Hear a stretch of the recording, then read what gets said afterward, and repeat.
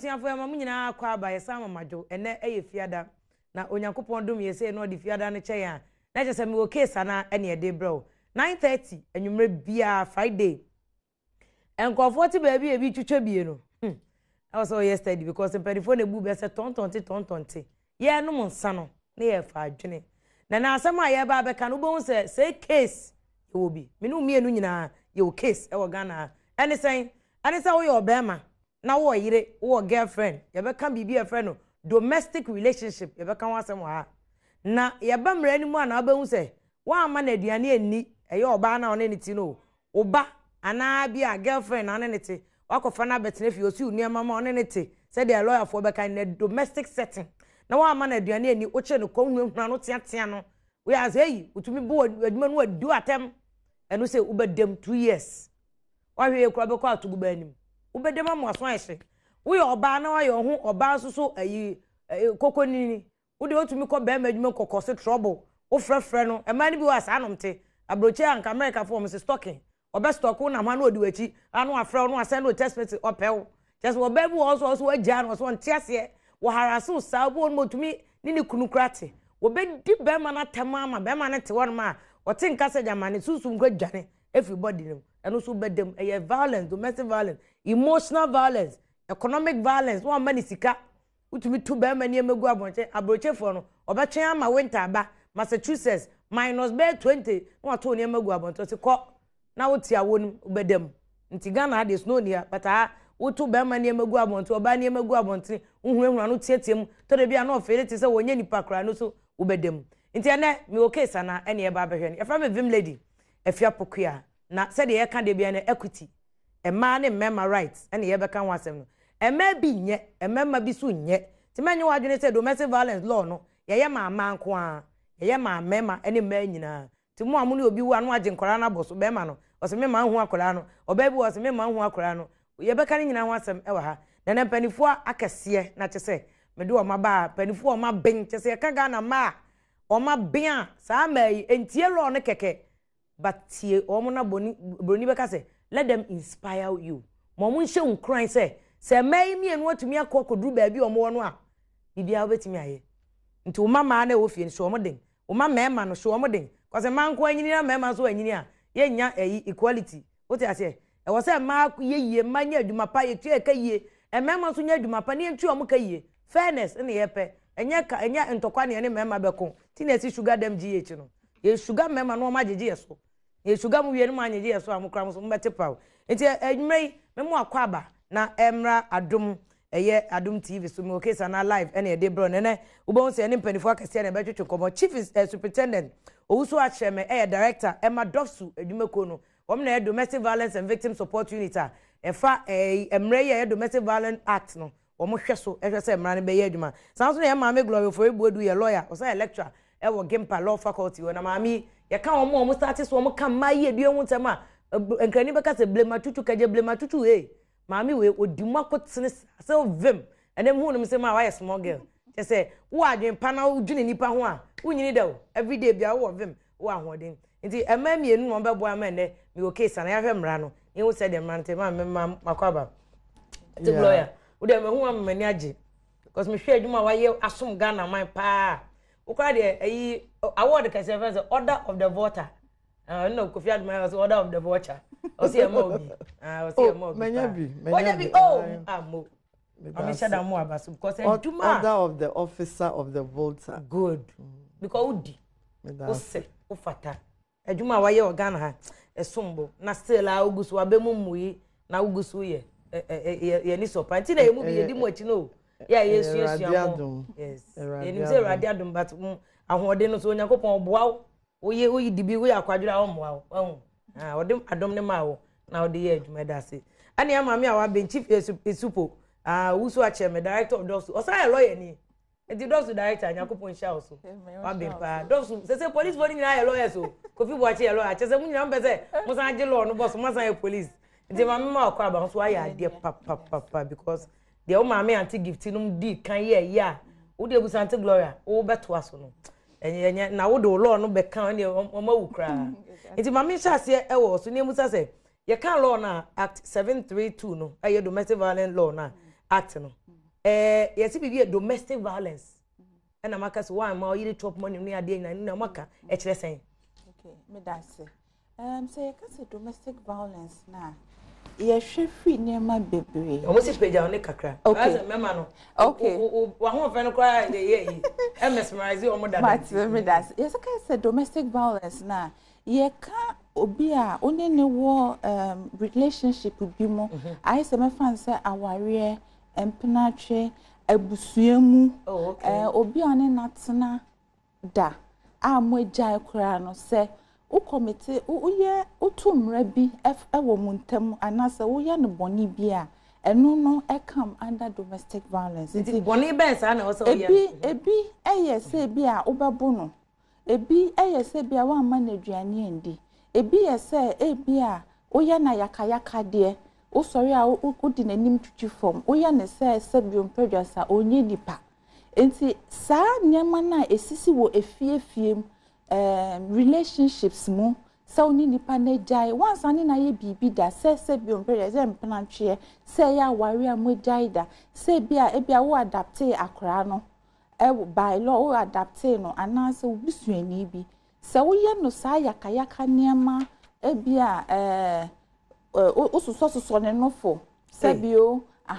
se bio oba na wo ye bema na osuso bia ne nofo na ne baby a o enya Nina etiamu anti say kase domestic violence eye nema a wontwi wonka esisi wo relationships mu it na just say anti Gloria although yes Supreme Court ruling bia balance e che say concubine che say only obi tina na empnatwe a emfa ho fie dudu a oni nipa no betena entumi me ya waye mane nyeye na entumi nso accrue to wo nipa kro no say oba na say be ma say de owarefo benya ewo mu no nso betime nya bi but de mo ke che say na act we no agitum empnatwe act we agitum oje empnatwe tum anti Gloria agitum say obi ni obi ti no onye no ho ade kra ode ne saka no akotomra ne meka ni say emra ne ya hyehye uza tete no say wo fie ana mutifie co-tenants house help na BBC a mpem bebre beka so we fie asem yen ka ne fie bi ehu say ebuo no start wo fie ho say when mu fie fo a wa ho kafo wo ma house help wo na ne weja o mo anyin co-tenants so wo say mpem bebre you fihiem bi ana different families ni na efa ho nti if you ready do atama na odi dey free atama co-tenants nti ehihye se ne be a asumdwe bebe fie nti se buo eni fie na yakayaka di eni fie a emma o man no so ntumpo nti mpem bebre ne se efifie mi anka se eyefie asem ti ye ka no kokoam nti sa na emra no ye fo efie domestic violence nti which means say efie dia so oba bi ni be ma biti na onye ne ho ade na BBC no so efie ebeba adade se na wonye oba ho ade no nchese se odi nani no ban so se be ma nya ho ade no nchese se ohwie so hie gu ne so nti ni nyina ka ho asem ye ma so obi ni obi awo mema na aba ni so obi otumi no wo na awo mewa ete this week enya case bi o say one ne te no na wo baako o say obewan no one wan wan no tiga no so ye hwe aboy no enya de o serious no watu ekọ ne maame mo ho no kọ ne maame mo say still aboy no onya na dwe say obeye akola na onhwe no no girl no onhwe no eno e domestic violence azuglo na domestic violence no ye wo ayakayaka di aye say o sabe kan obi ana say mpo unim say wo HIV na wonka na one na da mo protect mo ho ani na in fact Ghana ha ye mra e ka HIV ho say unim say wo nam yare including HIV na no anti say gonorrhea ene ade o mo bi no domestic unim say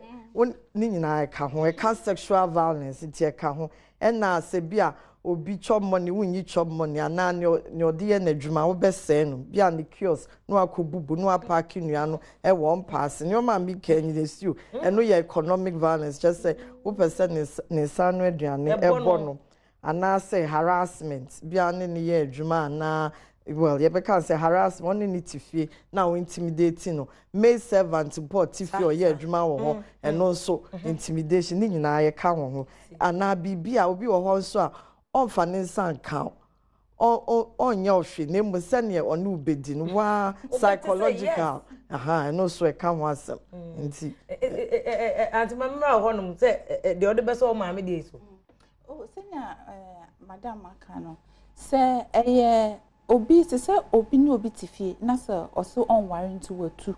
eno nche se enisa akra no ohwe no emra wo ga na ha nche se woni nipa no aware amawo amutifie nkwa na se ohwe oba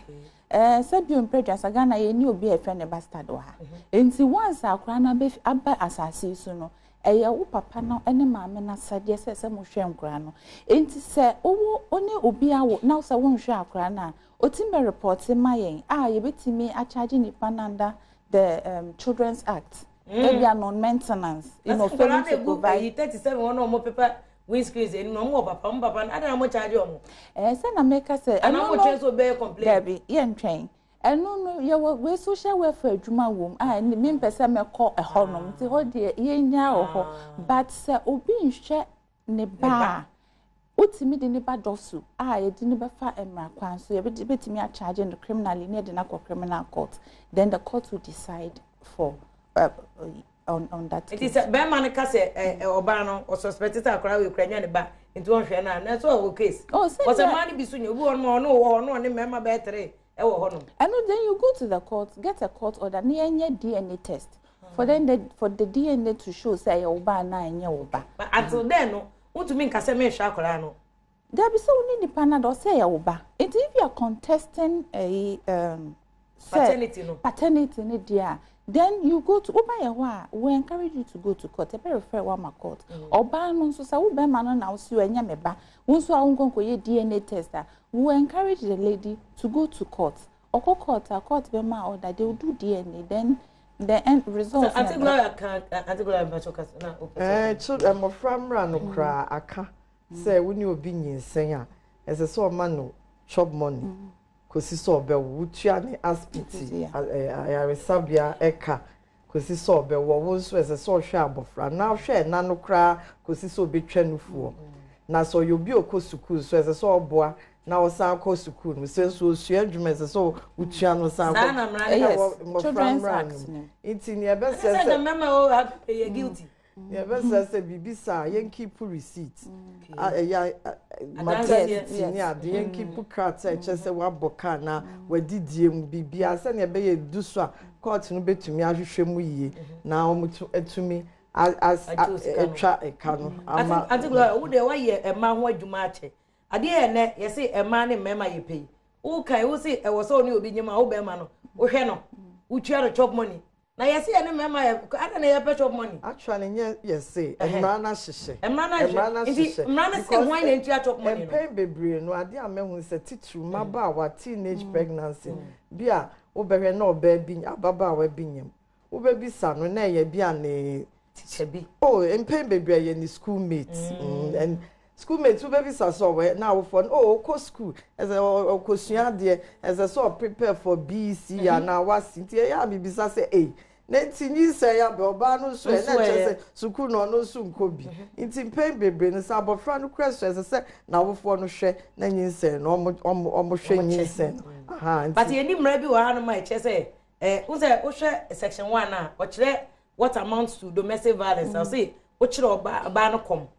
wo kire nipa no kom wan kire oba na say be ma wa ma ni chop money ade ati glory akra san esisu ebia wa ha but one man chop money emra na kire the own chop money no be man na chop money and oba na chop money ne make so Children's Act na no ye nyinsen enwachi die ni ndi so nipa na onyeme ya akola yes na enyinsen tie yo ma say dey so mbehwe mofra but how about domestic violence no die emo be medi na emo be di ne ka ni person because ye kaya dia to me di me sebio na mema so to me di men obi kra wo ha oba o si be man tetemi obeba no asesa fie ni gate locks any front door to me ngrem enu say to me koka say psychological from or ma baby abeda ni ade sa so na mema so to me di men iti emra we the domestic violence in the enyiyim e wom say beginning no obi equal before the law esani aye no nti anti mamu say wo hwe say dey say case no koso domestic violence hwe mu a wan sheda nche mu sese no obebi won motumi ni be ma bite na baby on no nkola mienu ana miensa no agya no ho wafa nkola no de nkola no kwa no but my question number be say also obi won mo ne be ma bia o mienu ana miensa na o pese ogya wa ye no be ma ne ka so apene so we no atam nkola no oba na sam nkola no de nkola no ko na no so be ma no ntumi mfa obetimi de aba oba doctor oba report my na. And no, depending on the facts of the case, it can constitute, it can say emotional abuse. I say, oh, torture mentally. It's no say, basana. We look at it. So if it has to do with custody, you granted custody. So what we normally do is that you better refer a case now. I'm an act of family law, a family tribunal. It's normal. That's where custody issues are addressed. Name person mean say I can't do so domestic violence now. And for a man kwa. It's a man must be on period as a man it's no more there. I give me some more myself. Sir, and no cry. A member be braba dosu ayaboa omo. A member be bro I omo you no me never report omo. But omo ba ya ye kofa omo ba ya ye ti omo enu masama ye share evidence in totality. I realize say a man no e di intro. Enti no dosu no enye ni ho for a man kwa debi enti say wo yire threaten so do beba dosu do beba dosu. As domestic violence. As threaten wo say me do be ko dosu. Me achi watu be dem. Ai, we there as long as say woni mo wakomom say wonye boni bia eni say wo shuru say beba dosu. Bra ye na ye metie wonu masem. Enye man kwa na wo dosu. Ye wo mema wo ho. Enti den kile. Ye wo mema wo ho no. Enti na nye say yete wo say e man kwa asem na ye di mom. Say bi oyensi efi abusuan ye wo mema wo abusuan. Enti esi den ka say be di mema ni. Enti men ka say di mema. Asem no sisu di mema me. Ye say guess bi aba say won pe say yetete mema pa ye pepe mema. Dabi mo fa me ko nche mema ni odo. Dabi ye ba. Dabi ye ba mo ba. Anya no press mo ye di obema bi ba na mo de na to no aloke no. Dabi. Anya no correct. Ye mo nyina fair treatment. Uba ye beti o say emra ne say obi to samra we emotional abuse, sexual abuse say ni say kwan we na ade be fa so a emfa so ye oba o ye bema oba e do be fa sa kwan no so me ba ho ni na mama wa che mu say obi tie bema bi aye ni bibia na oba bi aye ni bibi na obi photo oba de pentoa bo bema chi ma me apam but ofre poso oba kodo so dimbese o maye protocols na mo wo no so obi de asem kodo so a de na wo so ye wo dogs officer no so award district and police station no e dey kwan na also offer so na asem no wetumenya atete ne but mame go antigolo say obema bi ne yere ana na oba bi koda na o she jeans one say man say pesika no amaye no kra haram de twetumi a she legs and legs so say bi aba o ra okra bebe e be shabo so be 3 e say one family anko Dubai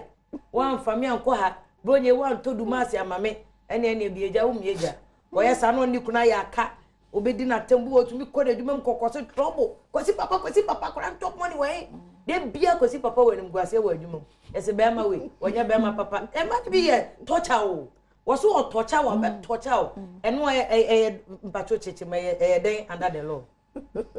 o de ona remra no e domestic violence ana ono ye oba na oba no so no wana anya emotional torture ni be ansana domestic violence active near wo near wo emre bi eche se mo ware a obi amfane ho nkame ne ho nkame ne nyonko ho enti ene umpo force or no force as I say mutumi ehia na no de ko ba bia ye move for na mum domestic violence in the ashisha say enemu mpo say buo bem as I say mutumi choose say me pneso ana me pneso say mo an choose a enu cry to me can say aware mu domestic violence domestic violence it is obama na mpne no ba no na akoto hye no so ana oba na mpne a whether they muka say without consent no so consent here onye ntum so no memeda enu say eti amra I say yes ye become from said the forceful engagement of another person in a sexual conduct nye aware from kwa enkrofo a omuhye oh dear boy cry no for so yes dey see we just my say better free we woman me na ade ni na domestic violence emfata and na so nim say wo HIV ana wo ebi ko HIV no kra de na say bebre ye test wo nim obi won mo infection obebi won mo infection obema bi won so nim say or syphilis urinary wine infection no ni oba bi ada ebi m na say antiglobal so watia akra ya se di aba o me tere so mo se fosom otu ene girl wa na ni wife no akofa ma mienu abeka ho ana obi akofa be ma ba kwa be ko so oni omu nyina e ko so won ti antiglobal oh me ka hwe se metie o ka so wa ya won wa metie ayo won wa ti na metie o ti tere so any fosom see the worst case bi mama no sofo ene mama pastor ne yire na omo ye divorce ye de bibia mama me on ti ase bibia mama si da bi na last one ye ya ne lawyer si oh my auntie we dey ye age dan ya ma ya de ka ma won kola ne be ko school ni ade nti we dey ye fa na sa ne ye movie on asemi ya che na mama ne gu ahome se na lawyer ne say Adom say hey lawyer me kire o de ma ya o say Adom o say lawyer say catch me bibi wa ne fa hye man san ya san again o say lawyer me say me kunu sofo me so mama yet say some okofa nkofo ba o say fa ha ye say da o be fa na chi say lawyer me ni madam fu bia be ma no ne no nkran ketwa miensa afia ye true story and ye truly ati go cases ye ba ha say no obi de ne kunu ko to pono o say one ne hwe na one ne ye de o mu ye opone o say ye bi o so be ko adwuma matranse ko ntumi transe wo fa na wo na chi nti ni nyina ompe o section 1 at the 1 then I section 1 and 2 section 1 to and so obey you so be for so be and then one sem there by choice or just open so any so for so I send all can say read there sexual conduct that abuses, humiliates or degrades the other person or otherwise violates the other person's sexual integrity. Nti e wo hono nti sa nnamu niama na say what dia tumba ko say na o yesi bi di blow job ni ade wa say ye ma wa ye ba ko na next time so nya eno e banda we. Oh yes, no. Anya wope. And under the domestic violence, I say it cannot be by consent. So you can't say we are consenting. So you can't consent to domestic violence. Sana mranika. Yeah, money being nkasa chese on be ma bo mo a e no mo feel. That is not a defense. For instance, what do you mean koko say I charge you for domestic violence? What do you mean koko tungo ka so ono ane ka say menya ne sa. It is not consent is not a defense in domestic violence. Yes. Until no matter the obana na be man be catch no enye and now when himself won nemu yare na HIV a na wan kan kire oni akona oni ne ye enemu agro eno so tia wo case bi obi di ba ha this week a oba bi eno se omukọ emu akura bi ase na be ma no eno no one no wonkra miensa ono kwa se o se onye ne ho ade oyare no mde no ko hospital doctor ne check ya na ward no mda ho na nkrofo nyina da ho no na doctor ne be ka chen so wanya HIV okachire oba no abra nkrofo ho owie ye no ofra oba ne kru no okachire ne so yire no wanya HIV ti be ma ne ko ofia no ko to oba ne magu abonte o se me ware obi no tuja no and I say krom oba no tuntumi ntina ho because baby obefa bi so wanya HIV omkra de omba o mu ti HIV omo ntia ase o mu ti HIV so no krom obi emua no be ma no so hwem kra miensa no eno na mo na che say stigma krom obi ane ne nkase o ntia no so domestic violence ni bi won said a doctor for nyoma sa no mo wo ekwan o mo fa so esusu ho kire nipa no menyi says so ka no pete mu na mum se be ma no hwe ne yire ne ma eno so eye economic violence bese se emra kwan domestic violence ne wom ena mo framra no so children's act wom ti ekwan bia so ye betumi asre dof se ombeboa ana feeder feeder na da ho asa na say me ti o mun ka cha na fund ne mba because your cases be bria Kenya nkofo a kana no asem de omoko fida Mr. Fida almost dan wo Medina nti bomodin oh when fida for the number no ai mpacho fama me na me kofo mo over 2003 fie 14 years ago na me wo full time but say ye members say your life members nti still me a member oh yenka de go fida no mo boa pa e wo Medina abattoir ho ti major number ma pacho jama me ko me wo case bi amame bi o eyi first ni kuna wu eja na oni ni si dan e wo Islegon achia 2 bedroom kama owu ya na busuafo na tu na fi dem oba ne baketwa chese wo sane kra fo no to me kona me ti wo de ajiwefa o bona ni ana osu na obetim de aba dofsu kra obetim de aba dofsu yes busuafo no to me pa dabi obetim aba dofsu say wo bibi e friend intermeddling ene wo economic abuse we can go and baba ko be ma no wo ba pani dada sa na obe wan ono ne ba pani oni right so obe pa mo ma me no ye wo ayi interstate succession law eno se obi ko ne krechi na wenya will eno obi a se you can say irrespective of your tribe be ofi se wo ye okenya na bibia wo di ejade ane na ne na ye adwuma nti ne ba obi ba ntumi mpam o ma me if you entitled under the law ye wo fractions e ma na cheche say ese maame ene eba enya this fraction down to even oniewa wunu say be ma ne maame ne papa nti ye wo ne ya cheche nti obi ntimi ntu free efiosa and as a ni be matif you say dining ye ne dia is your matrimonial home it will be ntimi ma e ma me pamu emfree dem ana unlock a section of the house and say that a higher way into ntimi nko it will be amount to intermeddling and no the bad of so ye betimi akọ under the economic abuse under the domestic violence act or PNDC law 111 that is succession law. And say yeah, we call court and koji krata. I friend bro from letters of administration. Now to who for nioma near de basabas and who I'm right to meet you eloko and one them rano ewoho. Ben baby ya na ye nim. Se wunim so a wuntumi nko bisa. Be se so bisa. At least as so to me ko police station ko kase asem atumi. Emrano de ewoho. It's in the encouraging for say bibi chiri wadwin say u feel say what to obi ayem bibi etia wo den just walk to Dofsu na busa yen for advice. We will give you advice and if say any Dofsu case we will direct you where to go. Remember ho na ya twetwe enkomo unim Dofsu no nkasa so a problem. Nti ye ko break aba na ya ba beto aso. Nti say the lawyer for penifo ma kesifo ma we uko article ya on ma wa one trias kakesi ya untumi huno we a big woman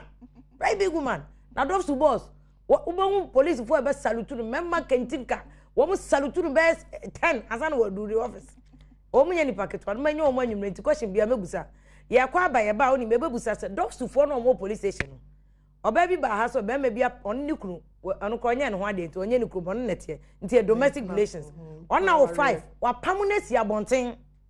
okọ Dofsu for amfi no o se Dofsu for agiska ana omo ye no kobra se we nkofo ta aka nti ye maame ye ba ne aba bebusa no de na wo se wo de asem koma Dofsu for omo ye ho ante glory abecheche mu omo na da tete no omo tate mra we ai na ya tuma aba be lo de na wo oba ana be ma obeye nti me se mama si su de bio e mema nye but e ma bi su ye wicked nti ye nka no faako se de ye kan mra no e kof we etwa ha nti ye mra ye meto aso Wo Case Anaa ni nti Wo Case ene Wo Case e bedi ni na de ama ye mra ne ye meto aso Adom wo Adom TV ye wazo ye ne de ba ma me ka bi o se e ya ta bia ba mesha o madam ma do a onuma eti wanum ema wa utum say yes what did ama wo didi ama wo say wo didi papa o madam ma ene ye de Wo Case Anaa ebro na na techi business eno so de ye pa ne Friday say ukote say emema bi ti ba bi a no mo high lawyer kofo bi homo de enkoyie na say the lawyer kan ye wo mra bi e sha ware for say upo ne Friday odu fie be bi eja tu hwa na obra nu 100 a we oba so na hwe na wo sisi nkan pacho nom na na techi ni bi nko asem ma wo pacho men no mane mro so because ye nom na according to anya according for make cameraman was say o match bi ahimre o twa so obekọ akoto aso obra anya olaya na make right into there ye mra na ye ma meto aso ye beka Dofsu asem ni nyina ye ba sesi a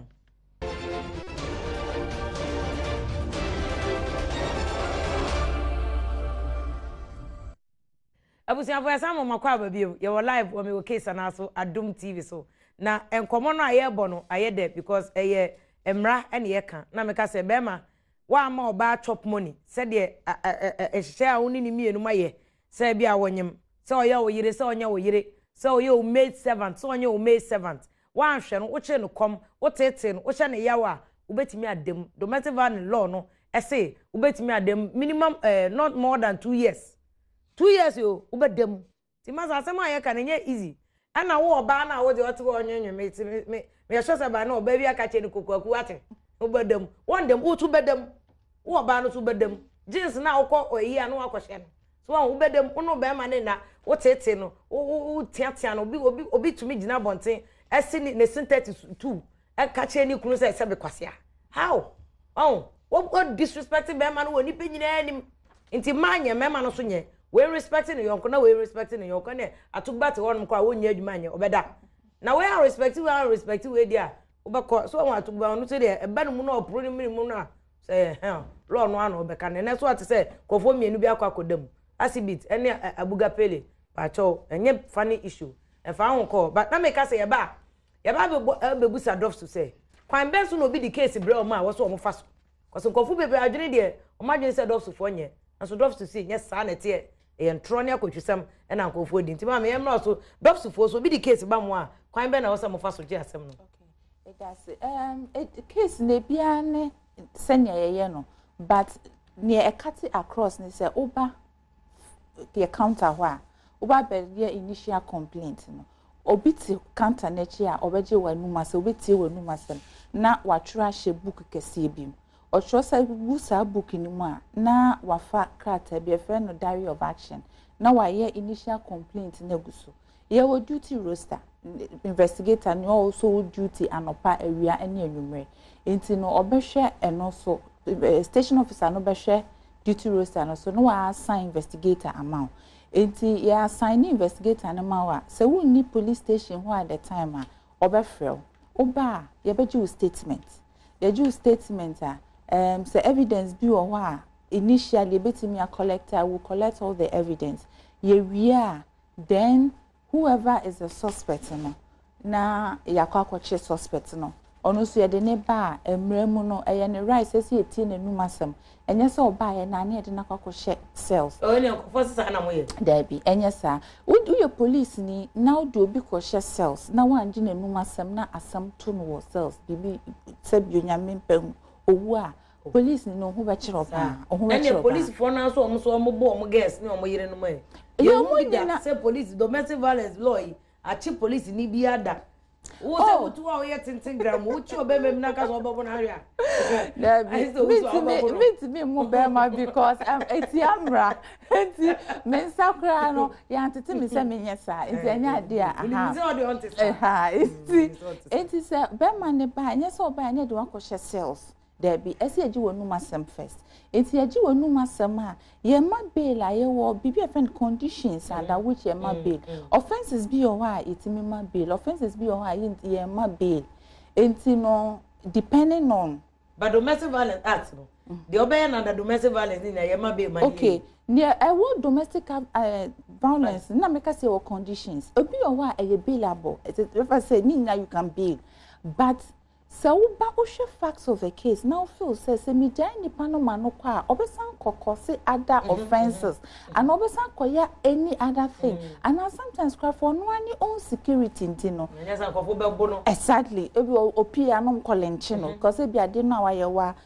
ofun kofo bo exactly it's conditions we share conditions na ye detaining nipa no obi o ne ne ri na tifie wabu woman obi by hosa ya bu na cheso hwe nanim wa police station okro timi hu se ne ye chese ye janu no kofi a obesa kwa akoto so eno no ye ma hu enko fie sa eno no ye be detain o se bi o ho so na se mu nyina mu tifie na ye fu se mu kwa wanhwa na abotra anya adwuma etimi ka kira pa ne se wunim enko fie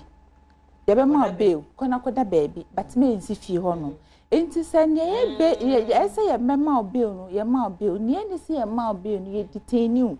na you make sure say within 48 hours no you do court na that court remand and na court ama will be no that is the protocol. Yes, I said well eduma on the dogs for year in fear be brain nyina no say na said what can the sanity uko ashama baby ta ashama choko Jamestown agodola 98 ya na ebo no share that year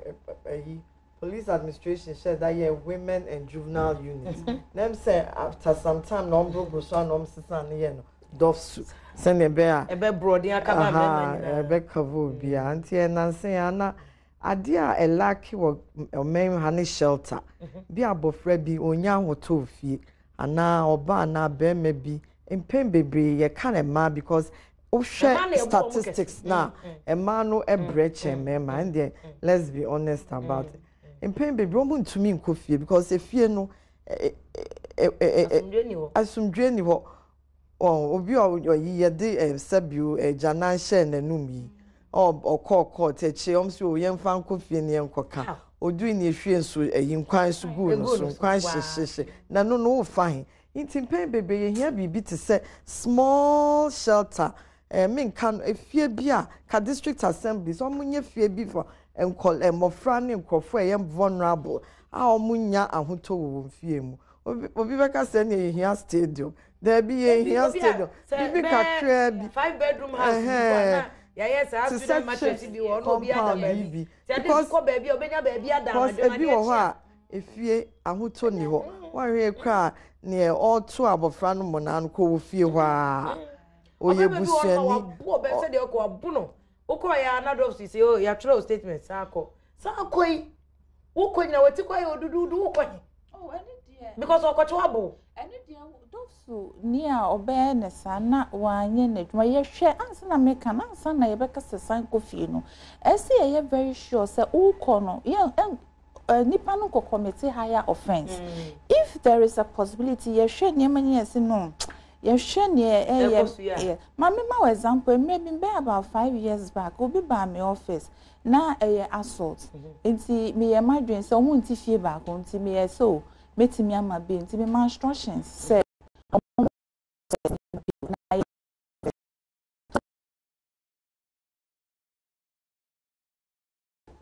let me say let me say sir I want to say move on court no even though assault I look at the fact omunti fie back we economic the baby we nam the baby it's my bail but why would buy I prevented police from giving you bail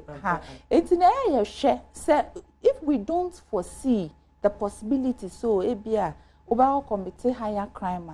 then we allow you to me fa what say me say police for no mo hwe te bia bia ne yes don't fata bail aye ma wo fata bail aye de be ma wo ne meka so say ye ka domestic violence act na eno ye ensem we sisi fia che se wo court kwa either see bebu for ne ya ju sika ya fine sika na wo bedembe 6 months to 2 years enye enyo mesi a eye height se mo na ato ni ewudie nom ne you can say crime and emrano be fa no kwa no enka domestic violence because domestic violence send ye be ya enyo me kosu ofie baby cross section 24 kwa court ne hwe na ebetumi akoka na ofia say court to promote reconciliation judge no betumi ayi case na ko ifie say monkoka no ama social welfare ni aba be report it no ye bibi to bring harmony and respect in the home na so we na aginsem de enye domestic violence as any criminal law pa was no maximum sentences and judges for no kwabet me mark cancer na we am the report Adom said about sumdwe so just to add to it say me fan say within the domestic setting so we defile obiwo within the domestic setting na yemfa emma under the domestic violence until domestic violence no a constituted domestic violence it includes Criminal Offences Act. You know, it's you know, and you to akola bi mo na we are criminal straight. Offenses in here misdemeanors. Say assault, for instance, physical abuse. Punishment is between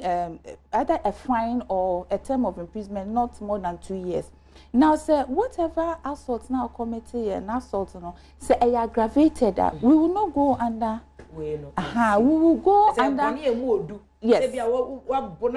Causing harm. If you are assaulting in the process to cause harm, we are not going to charge you with physical abuse. We will charge you with causing harm so that we will higher enhanced. Say yes. Yes. It's say 2 years, a fine of I think 250 penalty units. And you no sense also what found where did there be. It is aggravated. Well, I just am sound mobile because Branty be or see docent Emeka Ogugwa or see on the game bianyum. Again, I see on any name, no so I get 3,000. Or so need to can be obey you again, the no codosu. Not those to force you to know 1,000. Again, also on Tiasia. By 8 months, and it's still again the local social welfare. I see 8 months, you know, much just again in him. But so again, this is what this canoe. I'm again, I wanted to see Canada. Do I say, oh no, Wo Case Anaa, Wo Case. Oba does harassment. Oh, mean cash because once I mean facts in and to make a cannot chance someone no because said police need intro into Oba does I mean, now I say, it made any barrier and that I'm for us in my chattel. Then I was see you. Bonia,